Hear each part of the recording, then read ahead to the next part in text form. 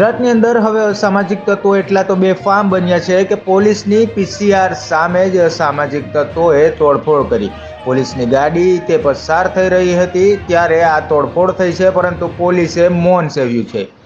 આ દ્રશ્યોને લઈને સીધા જ પોલીસ પ્રશાસન પર, પોલીસ તંત્ર પર સવાલો ઊભો થાય છે. સીસીટીવીમાં પોલીસની ગાડીની સામે તોડફોડ થતા હોવાના દ્રશ્યો સામે આવ્યા છે. તો કૃષ્ણનગર પોલીસ બુટલેગરો અને અસામાજિક તત્વોથી ભયભીત છે તેવા પણ પ્રશ્નો ઊભા થાય છે. કૃષ્ણનગરમાં બુટલેગરોની દબંગાઈ સામે આવી છે.